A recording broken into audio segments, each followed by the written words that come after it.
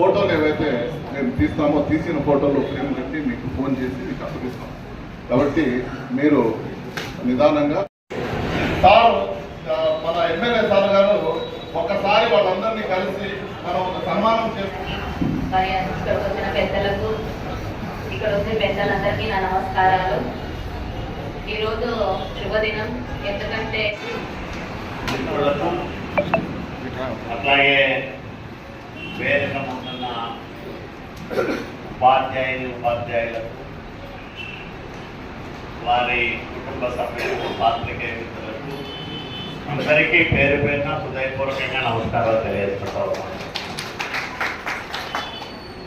చాలా మంచి కార్యక్రమం, చాలా ఆనందం కలిగించే విషయం ఇది. ఎందుకంటే అత్యంత మారుమూలంగా రాయదుర్గం నుంచి 54 మంది ఉపాధ్యాయులుగా ఎంపికయ్యారంటే నిజంగా రాయదుర్గం మనం చూసి గర్వపడతాము.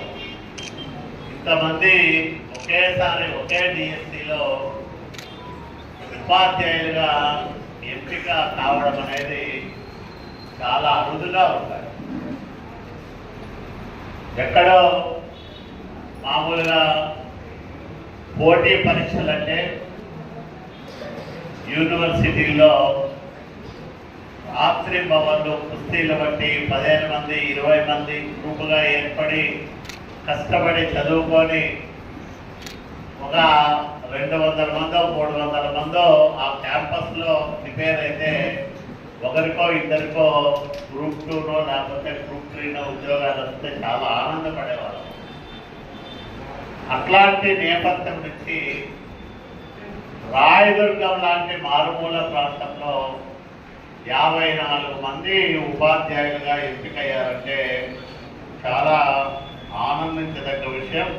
ఎందుకంటే జిల్లా వ్యాప్తంగా 807 పోస్టులకి నోటిఫికేషన్ ఇస్తే 752 మంది సెలెక్ట్ అయ్యారు. ఉపాధ్యాయులుగా డిఎస్సిలో సెలెక్ట్ అయ్యారు. దాంట్లో ఉమ్మడి జిల్లాలో 54 మంది మనం ఉన్నాం. రాయదుర్గం ప్రాంతం వసతులు తక్కువగా ఉండే ప్రాంతం, కన్నడ ప్రభావం ఎక్కువగా ఉండే మండలాలు మనకు 3 మండలాలు అయితే, ఇటు గుమ్మగట్ట పైన, అటు ఈదేహాల పైన, బొమ్మనహాల పైన మెజారిటీ కుటుంబాల్లో కన్నడానే మాట్లాడుతూ ఉంటారు. ఆ ప్రభావం మనకు చాలా ఎక్కువగా ఉంటుంది. టౌన్లో ఎక్కడికి పోయినా నేను కన్నడలోనే మాట్లాడిస్తూ ఉంటాను. మరి ఇట్లాంటి పరభాష ప్రభావం ఉన్న ప్రాంతం, వెనుకబాటుకు శతాబ్దాల కాలంగా చిరునామాగా ఉన్న ప్రాంతం నుంచి ఇంతమంది ఉపాధ్యాయులుగా ఎంపిక కావడం, అందులో 28 మంది మనం నిర్వహించిన డిఎస్సి కోచింగ్ సెంటర్ నుంచి ఎంపిక కావడం అనేది నిజంగా మా పూర్వజన్మ సుకృతంగా మేము భావిస్తూ ఉన్నాం. నేను కానీ ఈ యజ్ఞంలో భాగస్వాములైన అయ్యూబ్ కానీ, అట్లాగే ఇక్బాల్ కానీ భోజనాలు ఏర్పాటు చేశారు మన వాళ్ళందరూ. చిన్న కానీ, శివ కానీ, శ్రీనివాసులు కానీ వీళ్ళందరూ కూడా, జిలాన్ పై వీళ్ళందరూ పాపం ఇష్టం కష్టపడి ప్రతిరోజు ఎక్కడ ఇబ్బంది పడుకోకుండా భోజన సౌకర్యం ఏర్పాటు చేశారు. వీళ్ళే కాదు, మన శ్రేయోభిలాషులు చాలామంది సహకరించారు. వీళ్ళందరి సహాయ సహకారాలతో మనం నిర్విఘ్నంగా 100 రోజుల పైగా ఈ డిఎస్సి కోచింగ్ సెంటర్ని నిర్వహించి 28 మందిని ఈరోజు ఉపాధ్యాయులుగా తీర్చిదిద్దగలిగినాం. ఎందుకంటే సంతృప్తి ఏముంటుంది? వీళ్ళు ఎక్కడ ఉన్నా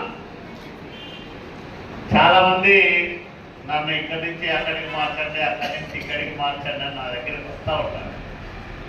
నేను చాలా బాధపడతా ఉంటాను. ఎందుకంటే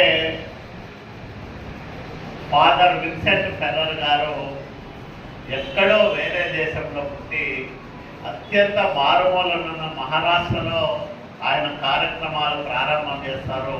అంతకంటే ఇంకా వెనుకబాటుతనానికి గురవుతున్న అనంతపురం జిల్లాకు పోవడానికి ఇక్కడికి వచ్చి జీవితకాలం ఇక్కడే ఈ ప్రజల సేవలో చరితార్థులయ్యారు. ఈరోజు విగ్రహాలు చూస్తూ ఉన్నాం, ఫోటోలు చూస్తూ ఉన్నాం. దేవుడిలాగా ఆర్టీటీ ఫాదర్ చంద్ర గారిని వేల కుటుంబాలు కొలుస్తూ ఉన్నాయంటే దానికి కారణం ఆయన త్యాగం, సాటి మనిషి పట్ల ఆయన చూపిన ప్రేమ, వాళ్ళు బాగుండాలని పడిన తపన, ఇవన్నీ ఆ మనిషిని దేవుడిగా చాలా కుటుంబాలకు మార్చాయి. నేను 35 సంవత్సరాల్లో ఎంపీగా గెలిచాను. చిన్న వయసులో పార్లమెంట్ సభ్యుడిగా ఎన్నికయ్యాను. దేశము ప్రపంచమంతా చూశాను. 2014లో మా నాయకుడు చంద్రబాబు నాయుడు గారు, నువ్వు రాయదుర్గం పోయి మారుమూల ప్రాంతం అక్కడికి పోయి ఆ ప్రజలకు సేవ చేయి, ఆ ప్రాంతాన్ని అభివృద్ధి చేయంటే మారు మాట్లాడకుండా ఇంత దూరం వచ్చాను. అంటే సౌకర్యాలు లేవని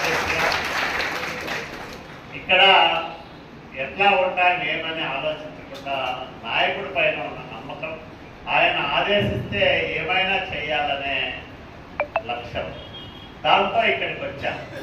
ఇక్కడికి వచ్చిన తర్వాత ఇప్పుడు 11 ఏళ్ళు పూర్తయి 12వ సంవత్సరం నడుస్తాం. రాను రాను ఇంకా అనంతపురం పోవాలంటేనే ఇప్పుడు బోర కొడతా అంటున్నాను. మా వాళ్ళు అందరికీ తెలుసు.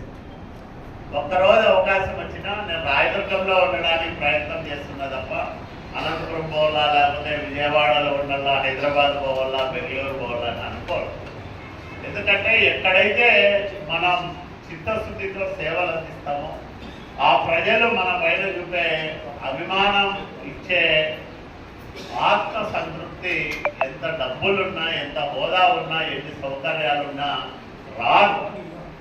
కాబట్టి ఎక్కడైతే మన అవసరం, ఎక్కడైతే మనం సేవ చేస్తామో దానికి రెట్టింపు గుర్తింపు గౌరవము వస్తుందో ఆ ప్రాంతాల్లో మన సేవలు అందిస్తే మన కష్టానికి రెండింతలు మూడింతలు ప్రతిఫలం వస్తుందని నమ్మే వ్యక్తిని. కాబట్టి వెనుకబడిన ప్రాంతమన్నా, లేకపోతే ఇక్కడ ఏమి సౌకర్యాలు ఉండవన్నా, కొంతమంది మిత్రులు అంత దూరం ఎందుకు పోతావు నువ్వు, మీ సార్లు చెప్పన్నా, మా నాయకుడు ఆదేశించాడు కాబట్టి నేను ఇక్కడికి పోతానని చెప్పి ఇక్కడికి వచ్చి ఇక్కడే ఇప్పుడు నా కుటుంబాన్ని కూడా ఇక్కడే తీసుకొచ్చి మీ మధ్యనే బతుకుతా ఉన్నాను. అంటే మనిషికి ఆ కమిట్మెంట్, ఆ కన్సర్న్ లేకపోతే దేంట్లోనూ మనం సక్సెస్ కాలేదు. హాఫ్ హ్యాండెడ్గా చేసే ఏ పని సక్సెస్ కాదు. దాంట్లో పూర్తిగా నువ్వు ఏ పని చేసినా దాంట్లో పూర్తిగా లీనమై చేస్తే ఫలితాలు బ్రహ్మాండంగా ఉంటాయి. దానికి కారణం నేనే ఉదాహరణని కూడా మీ అందరికీ నేను మనవి చేస్తాను. ఈ గడ్డ మీద పుట్టలే, ఇక్కడ నేను చదువుకోలే, కానీ ఈ ప్రాంతం బాగుండాలని, ప్రజలందరూ బాగుపడాలని నిరంతరము కష్టపడి పనిచేస్తాం. దానికి ప్రతిఫలంగానే మొన్న ఎన్నికల్లో 42,000 మెజార్టీ ఇచ్చి నన్ను అభిమానించింది రాయదుర్గం ప్రజాధికారి. ఇది ఎవరికి రాని గౌరవం. రాయదుర్గం నియోజకవర్గం పుట్టినప్పటి నుంచి ఎవరికి ఇంత గౌరవం దక్కలేదు. నాకే ఎదురు దక్కిందంటే ఇతనైతే రాయదుర్గాన్ని బాగు చేస్తాడు, ఇతని వల్ల మేము బాగుంటాం, మా పిల్లలు బాగుపడతారనే ఒక నమ్మకం, విశ్వాసంతో నన్ను ఇంత పెద్ద ఎత్తున మెజార్టీ ఇచ్చి అభిమానంతో గౌరవంతో గెలిపించిన ఈ ప్రజాధికారికి ఎంత చేసినా తక్కువే అని భావిస్తూ ఉంటారు. అందువల్లనే ఎక్కడ అవకాశం ఉంటే 10 మంది మిత్రుల సహకారం తీసుకొని అంతా నేను సొంతంగా ఆ ఖర్చంతా భరించలేకపోయినా మిత్రులతో ఈ కార్యక్రమం చేస్తూ ఉన్నా, తలా ఒక చేయంటే చేసే మిత్రులు ఉన్నారు. అట్లాంటి వాళ్ళ సహాయ సహకారాలతో నాకు తోచిన విధంగా నేను ప్రజాసేవ, సామాజిక సేవ చేయడానికి ఇష్టపడతాను. డిఎస్సి తీసుకుంటే 16,000 పైచిలు పోస్టుల మీద తొలి సంతకం పెట్టారు మన నాయకుడు చంద్రబాబు నాయుడు గారు. 16,347 పోస్టులు తొలి సంతకమే డిఎస్సి, మెగా డిఎస్సి పేరుతో చేసింది. ఇందాక మిత్రులు చేస్తారు 100కు పైగా కేసులు, అడుగడుగున అడ్డంకులు. ఎట్లాగైనా ఈ డిఎస్సిని అడ్డుకోవాలనే కుట్రలు కుతంత్రాలు ఇవన్నీ అధిగమించి మొన్న అమరావతిలో మీ అందరి సంతోషాల నడుమ జరిగిన సంబరం మా అందరికీ జీవితకాలం గుర్తుండిపోయే ఆనందకరమైన ఘట్టం. అమరావతిలో చంద్రబాబు నాయుడు గారు, లోకేష్ బాబు గారు మిమ్మల్ని అందరినీ తీసుకొచ్చి అక్కడ సమావేశపరిచి అంత పెద్ద పండగ నేను ఎప్పుడూ చూడలే. ఇట్లాంటి ఉద్యోగాలు ఇచ్చిన వాళ్ళతో చేసుకునే పండగ అంటే ఈ ప్రభుత్వానికి మన నాయకుడు చంద్రబాబు నాయుడు గారికి కానీ, నారా లోకేష్ బాబు గారికి కానీ, లేకపోతే పవన్ కళ్యాణ్ గారికి కానీ విజ్ఞానవంతమైన సమాజాన్ని నిర్మించాలి, ప్రతి మనిషికి చదువు నేర్పించాలి, పేద ధనిక భేదం లేకోకుండా అందరూ చదువుకోవాలనే ఒక ప్రగాఢమైన నమ్మకం ఉంది కాబట్టి, వాళ్లకు ఆ చిత్తశుద్ధి ఉంది కాబట్టి ఈ కార్యక్రమాలన్నీ కూడా వస్తూ ఉన్నాయి. చంద్రబాబు నాయుడు గారు 14 సంవత్సరాలు ముఖ్యమంత్రిగా ఉంటే 13 డిఎస్సీలు పెట్టాడు ఆయనే. ఆయన వల్లే 1,96,000 మంది టీచర్లుగా ఇప్పటి వరకు ఎన్నికైనారు.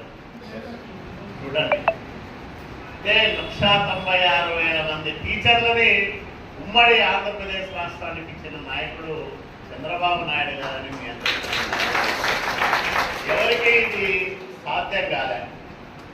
గతంలో నేను మంత్రిగా ఉన్నప్పుడు జిల్లాకు 1000 మంది ఉపాధ్యాయులు వస్తే 326 మందిని ఇక్కడికి తెచ్చుకొని వాళ్ళను పెద్ద స్వాగతం ఏర్పాటు చేసి వాళ్ళందరికీ ఇక్కడ పరిస్థితులను తెలియజెప్పి ఇక్కడి ప్రజలతో మమేకమై వాళ్ళ పిల్లలకు మంచి విద్యాబుద్ధులు నేర్పించమని చెప్పడం జరిగింది. ఈరోజు మళ్ళా చూస్తే జిల్లాలో ఎక్కువ ఖాళీలు ఉండేది మన దగ్గరే. 316 టీచర్ పోస్టులు ఖాళీలు ఉన్నాయి ఒక్క రాయదుర్గం నియోజకవర్గంలో. జిల్లాకి ఇందాక నేను చెప్పినట్టు 807 పోస్టులు నోటిఫై చేస్తే 752 మంది ఉపాధ్యాయులుగా నియామక ఉత్తర్వులు తీసుకుంటే మన దగ్గరే 316 ఉన్నాయి. అంటే ఓవరాల్గా 1000 చిల్లర ఉంటే దాంట్లో మన దగ్గర 316 పోస్టులు ఖాళీ ఉన్నాయి. 1081లో జిల్లాలో 1081 పోస్టులు ఖాళీ ఉంటే 316 మన దగ్గర. మన తర్వాత రెండో స్థానం 204 మడక్సిర, మూడో స్థానం 111 కళ్యాణ్. ఈ 3 నియోజకవర్గాల్లో 3/2 ఖాళీలు 631 ఖాళీలు ఈ 3 నియోజకవర్గాల్లోనే ఉన్నాయి. రాయదుర్గము, మడక్సిర, కళ్యాణదుర్గం నియోజకవర్గాల్లో. అంటే వెనుకబాటుతనానికి, పేదరికానికి, బడుగు బలహీన వర్గాల ఎక్కువగా ఉండేదానికి చిరునామాలుగా ఉండే ఈ ప్రాంతాలు 3 కూడా వెనుకబడ్డాయి. ఆ 3ంటిలోనూ మనది ఇంకా మరీ చాలా వెనుకబడిన ప్రాంతం అని కూడా మీ అందరికీ నేను మనవి చేస్తూ, ఇప్పుడు రాయదుర్గం మున్సిపాలిటీలోనే 68 ఖాళీలు ఉన్నాయి. మరి ఇన్ని ఖాళీలు ఉన్నప్పుడు వీళ్ళందరూ నేను డిఈఓ గారికి చెప్పా, కలెక్టర్ గారికి చెప్పా, మొన్న లోకేష్ బాబు గారి దృష్టికి తీసుకుపోయి నా నియోజకవర్గంలో ఇన్ని ఖాళీలు ఉన్నాయి, నాకు ప్రాధాన్యం ఇచ్చి ఈ ఉపాధ్యాయ నియామకాలు చేయమని అడిగితే తప్పకుండా చేస్తామన్నా, మీకు ప్రియారిటీ ఇచ్చేటట్లుగా నేను అధికారులను ఆదేశిస్తానని కూడా లోకేష్ బాబు గారు నాకు హామీ ఇచ్చారని ఈ సందర్భంగా మీ అందరికీ నేను మనవి చేస్తాను. అంటే ఎక్కడ అవకాశం వస్తే అక్కడ మన సమస్యలు చెప్పి చేసే వాళ్ళ దగ్గరికి పోయి మన బాధలు చెప్పుకొని వాళ్ళ నుంచి సహాయ సహకారాలు పొందుతూ ఉన్నాం. ఆ రకంగా మనకు అందరూ సహకరిస్తూ ఉన్నారు. నేను మళ్ళా జిల్లా కలెక్టర్ గారు కొత్తగా వచ్చారు కాబట్టి ఆయన దృష్టికి కూడా తీసుకుపోయి ఇన్ని ఖాళీలు ఉన్నాయి, దయచేసి మాకు ప్రాధాన్యం ఇచ్చేటట్టుగా నిన్న కూడా డిఈఓ గారికి చెప్పాను. మీరు నియామకాలు చేసేటప్పుడు రాయదుర్గాన్ని ప్రత్యేక దృష్టితో చూడాలా, లేకపోతే ఈ ప్రాంతానికి రారు, దూరం అని రారు. కాబట్టి దయచేసి మాకు ప్రియారిటీ ఇవ్వమని అడిగాం. తప్పకుండా ఇస్తారని నమ్ముతా ఉన్నాం. మీరందరూ ఎక్కడున్నా మన నియోజకవర్గంలో ఉపాధ్యాయులుగా నియామకం జరిగితే చాలా సంతోషం. ఎక్కడున్నా మీరందరూ రాయదుర్గం గౌరవాన్ని, రాయదుర్గం ప్రతిష్టను పెంచే విధంగా మీ ప్రాంతాల్లో, మీ స్కూళ్ళల్లో, మీరు పనిచేసే గ్రామాల్లో మంచి పేరు తెచ్చుకోవాలని, పిల్లలు, వాళ్ళ తల్లిదండ్రులు, గ్రామస్తులు, గ్రామ పెద్దల మన్ననలు పొందాలని మనసారా కోరుకుంటూ, మీరు మీ జీవితాల్లో బాగా రాణించాలని మనసారా కోరుకుంటూ, ఈ యజ్ఞంలో డిఎస్సి కోచింగ్ నిర్వహణలో సహకరించిన ప్రతి ఒక్కరికి, ఇక్కడ ఉన్న వాళ్ళందరూ కూడా, సురేష్ గారు కానీ, లేకపోతే రాజు గారు, వెంకటేష్ గారి, పురుషోత్తం గారి, అందరూ కూడా బాగా బ్రహ్మాండంగా ఈ డిఎస్సి నిర్వహణకు ఎవరి వంతు వాళ్ళు సహకారం అందించి మరి అందరూ ప్రోత్సహించారు. మరి అందరికీ పేరు పేరున కృతజ్ఞతలు తెలియజేస్తూ, మీరు ఇప్పుడు మనమందరం కలిసి ఇది చేశాం కాబట్టి మీరు ఉద్యోగాలు సాధించగలిగినారు. మీరు కూడా ఇంకా ఎక్కడ అవకాశం ఉంటే అక్కడ మరింత మందిని ప్రోత్సహించడానికి సహకరించండి. ఎందుకంటే చాలా స్పష్టంగా చెప్పారు మొన్న లోకేష్ బాబు గారు, అలాగే ముఖ్యమంత్రి చంద్రబాబు నాయుడు గారు, ఈ డిఎస్సీనే కాదు ప్రతి ఏటా ఎన్ని పోస్టులు ఖాళీ ఉంటే వాటికి మళ్ళీ డిఎస్సీలు నిర్వహిస్తామని స్పష్టమైన హామీ ఇచ్చారు.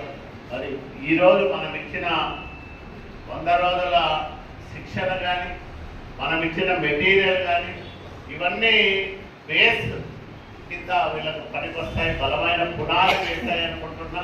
టీచరు ఉద్యోగాలు రాని వాళ్ళు మళ్ళీ మరో డిఎస్సిలో అర్హత సాధించడానికి ఇది పనికొస్తుందని భావిస్తా ఉన్నా. మళ్ళా డిఎస్సి పోస్టు పడితే వాళ్లకు మరింత మెరుగ్గా తర్ఫీదు ఇవ్వడానికి కూడా ప్రయత్నాలు చేస్తామని మీ అందరికీ మనవి చేసుకుంటూ, ఈ కార్యక్రమంలో భాగస్వాములైన మీ అందరికీ పేరు పేరున హృదయపూర్వకంగా కృతజ్ఞతలు తెలియజేసుకుంటూ అందరూ మీరు వచ్చే అభ్యర్థులు మీ పేరెంట్స్ లేదా మీ వచ్చిన వెంట వచ్చిన వాళ్ళు ఖచ్చితంగా తీసుకురండి.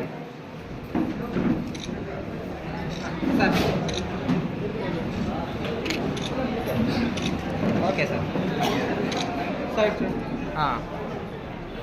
సార్ అని చెప్పింది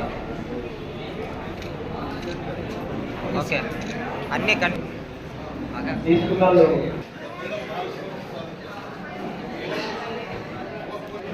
ఓకే సార్.